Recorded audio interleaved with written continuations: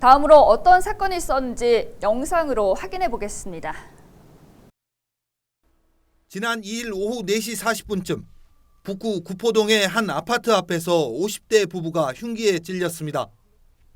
가해자는 30대 남성 A씨로 범행 전 어머니와 함께 숨진 부부와 다툼을 벌인 것으로 확인됐습니다.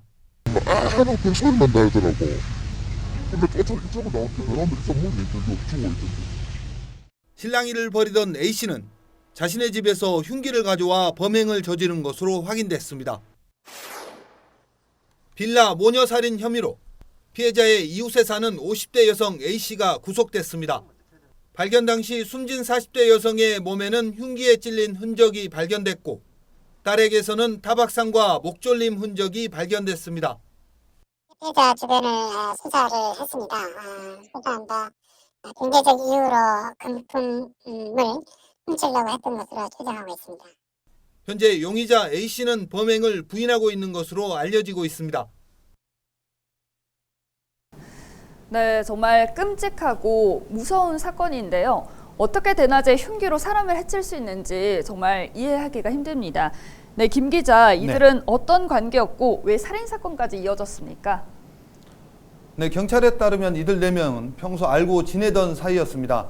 숨진 50대 남녀는 부부였고 흉기를 휘두른 30대 남성과 여성 1명은 모자 관계였습니다. 네, 사건 직전 전화 등으로 다툼을 벌였는데 이유는 금전 문제였습니다. 그리고 길거리에서 다시 만나 언쟁을 벌이던 중 살인사건으로 이어졌습니다. 충격적인 건 아들이 범행을 저지른 동안 어머니는 말리지 않고 가만히 지켜봤다는 겁니다. 법원은 아들에게 무기징역을, 모친에게는 징역 30년의 중형을 선고했습니다. 네, 정말 끔찍한 사건인데 지난 추석 연휴 기간에도 안타까운 사건이 있었죠. 당시 모녀가 극단적인 선택을 한 것으로 알려졌는데 이후 살인사건으로 전환됐죠. 네, 그러니까 추석 연휴 마지막 날인 지난 9월 12일 부산의 한 가정집에서 모녀가 숨진 채 발견됐습니다.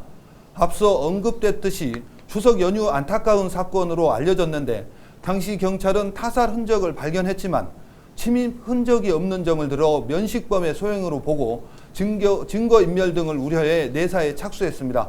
결국 이웃에 사는 50대 여성을 모녀 살인 등의 혐의로 구속했습니다. 부검 결과 숨진 모녀에게서 검출된 수면제 성분이 50대 여성이 처방받아 먹는 약의 성분과 같고 CCTV 분석 결과 마지막으로 피해자들의 집을 방문한 점을 들었습니다. 현재 해당 여성은 혐의를 완강히 부인하고 있습니다. 경찰은 사건 당시 집안에 있었던 귀금속이 사라진 것으로 보아 금품을 노린 범행으로 추정하고 있습니다. 네, 정말 안타까운 사건입니다. 희생자는 물론 그 가족에게도 회복할 수 없는 상처로 남게 됐는데요.